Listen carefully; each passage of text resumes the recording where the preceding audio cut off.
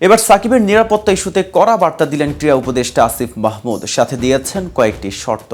সাকিবের নিরাপত্তা চাওয়ার জবাবে উপদেষ্টা আসিফ কি শর্ত দিলেন সাকিবকে? সাকিব কি দেশে এসে তার সর্বশেষ টেস্ট ম্যাচটি খেলতে পারবেন? কি বললেন উপদেষ্টা আসিফ মাহমুদ? এ নিয়ে বিস্তারিত থাকছে প্রতিবেদনের বাকি অংশে। আর কেটিভি ক্রিকেট চ্যানেল থেকে আপনাদের সাথে আছে আমি মেহেদি হাসান।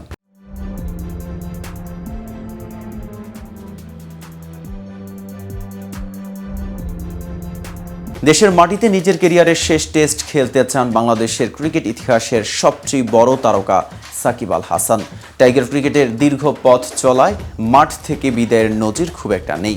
সাকিব আল হাসান অবশ্য আগেই জানিয়ে দিয়েছেন, সুযোগ পেলে দেশের মাটিতেই নিজের শেষ টেস্ট খেলতে চান। কিন্তু সাকিবের জন্য বিষয়টি খুব একটা সহজ না, তা তিনি নিজেও জানেন।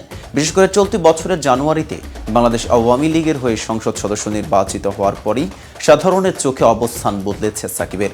5 আগস্টের ক্ষমতার দৃশ্যপট পরিবর্তনের পর বাংলাদেশ আওয়ামী লীগের নেতাকর্মীদের অনেকেই আক্রান্ত হয়েছেন প্রতিপক্ষের হাতে। এরই মাঝে আদাবরে গার্মেন্টস কর্মী রুবেলের হত্যাকাণ্ডের ঘটনায় মামলা হয়েছে সাকিবের নামে। সেই সূত্রে সাকিব জানিয়েছিলেন, দেশে পর্যাপ্ত নিরাপত্তার নিশ্চয়তা পেলেই অক্টোবরে মিরপুরে নিজের শেষ টেস্ট খেলতে নামবেন তিনি।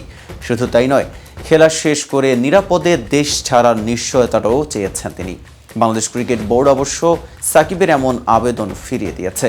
বোর্ড সভাপতি পুরো ব্যাপারটি ঠেলে দিয়েছে সরকারের কোর্টে। এবার সাকিবের নিরাপত্তা ইস্যুতে কথা বলেছেন অন্তর্বর্তী সরকারের যুব ও ক্রীড়া উপদেষ্টা আসিফ মাহমুদ। আজ রোববার শ্রমিক কল্যাণ তহবিলে গ্রামীণ ফোনের লভ্যাংশের চেক প্রদান অনুষ্ঠানে ক্রীড়া উপদেষ্টা বলেন, সাকিব আল হাসানের পরিচয় দুটি, এটি মনে রাখতে হবে। তিনি একজন খেলোয়াড়, সেই হিসেবে তার যতটা নিরাপত্তা দেওয়া দরকার সেটা দেওয়া হবে। অপরদিকে তিনি একজন রাজনীতিবিদও, আওয়ামী লীগের হয়ে রাজনীতি করেছেন। মানুষের মধ্যে তো এই দুই পরিচয় নিয়েই মিশ্র প্রতিক্রিয়া আছে। এখন খেলোয়াড় হিসেবে আমাদের একজন খেলোয়াড়কে যতটুকু নিরাপত্তা দেওয়ার দরকার ততটুকু আমরা দেব। এ সময় সাকিবের প্রতি অনেকটা শর্ত আরোপের সুরেই উপদেষ্টা বলেন, রাজনৈতিক পরিচয়ের কারণে জনগণের মধ্যে যদি ক্ষোভ থাকে তাহলে নিজেকেই তার সংশোধন করতে হবে। নিজের রাজনৈতিক অবস্থান সাকিবকেই স্পষ্ট করতে হবে।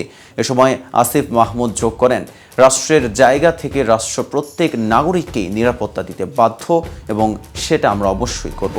সাকিবকে খেলোয়াড় হিসেবে নিরাপত্তার ব্যাপারে আশ্বস্ত করার পরেই চলমান মামলা নিয়ে কথা বলেছেন আসিফ মাহমুদ।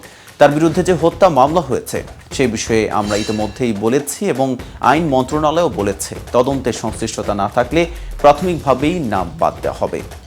আজ এ পর্যন্তই। নিত্য নতুন সকল আপডেট পেতে কেটিভি ক্রিকেট চ্যানেলের সাথে থাকুন।